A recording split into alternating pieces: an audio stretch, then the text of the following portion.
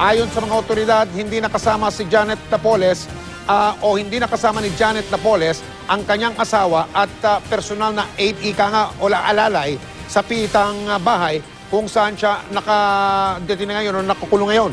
Gayunpaman, sa Fort Santo Domingo, dun po sa may Santa Rosa sa Laguna rin daw, natulog ang mga yon, nakatutok live si Ian Cruz. Ian?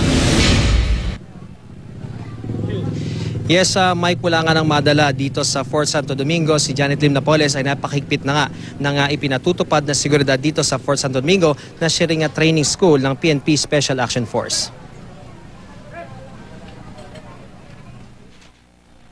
Dalawang araw nang nananatili sa kanyang piitan sa loob ng Fort Santo Domingo si Janet Lim Napoles. Ayon sa Philippine National Police, bandang alas 6 ng umaga raw, nag-agan si Napoles. Ang menu, ham, sunny side up egg at kanin.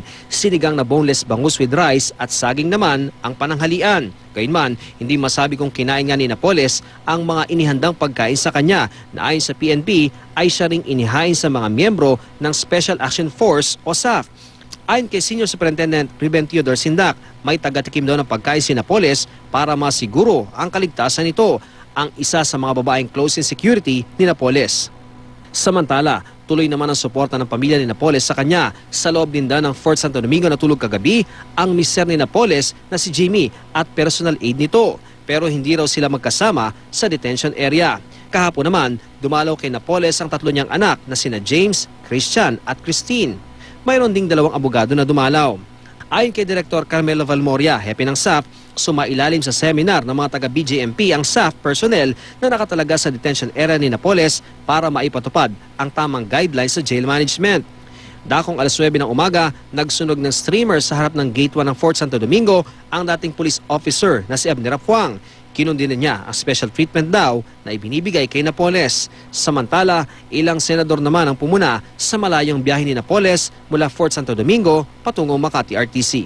Santo Domingo is 46 kilometers away from Makati. Isn't it a valid security concern on the part of the PNP that you would bring Ms. Napoles each time she has a hearing to travel 46 kilometers to 46 kilometers from? Suggestion, Mr. Chairman, with your permission, maybe we ask the Supreme Court to bring the court to the camp and hold the hearing there, rather than bringing Napoles to Makati.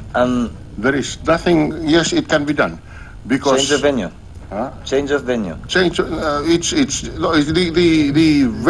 jurisdiction is still Makati, but the hearing is done in the camp. It is certainly part of our consideration, Mr. Chair.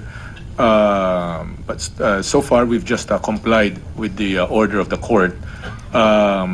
Perhaps once we have accumulated all the costs and information, it is not beyond the PNP to itself go to the court and say this is how much it costs us and this is how much disruption this has on SLEX and so on and so forth. So, but we only abide by what the court says.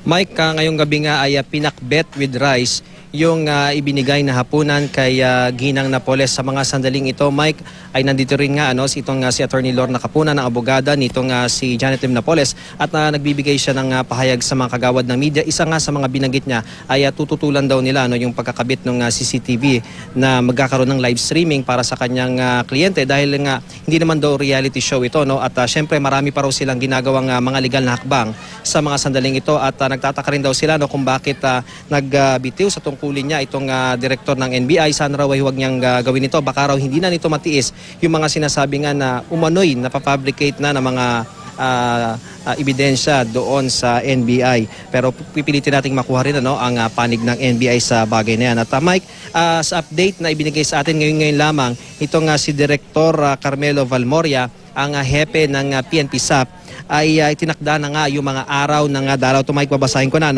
Ang dalaw mula Tuesday to Friday ay sa hapon lamang, 1:00 ng hapon hanggang alas 4:30 ng hapon. At kapag Sabado at Linggo ay mula alas 8 ng umaga hanggang alas 12 ng tanghali, at sa hapon naman ay mula 1 ng hapon hanggang alas 5 ng hapon. Pero ang mga abogado at mga doktor ni Napoles ay maaaring dumalaw mga oras. Mike, sa mga sandaling ito, abalang-abala itong mga miyembro ng PNP Special Action Force dahil ginagawa nila itong gate na ito. Makikita nyo yung gate na ito ay masyado kasing mababa, so tinapyas nila or winelding nila tsaka kinating nila itong gate na ito. Itong gate 1 kasi, Mike, itong bahaging ito, hindi pala ito na isasara noong mga nakaraang araw dahil nga tumaas na yung asfalto rito. At ang inaalala kasi ng PNP SAP, kung sakasakali nga na magkaroon ng maraming tao dito na mag-rally ay baka makompromise yung security nila, kaya naman tinapyas nila yung pinakailalim nitong gate nila para maisara ito, Mike. Maraming salamat, Ian Cruz.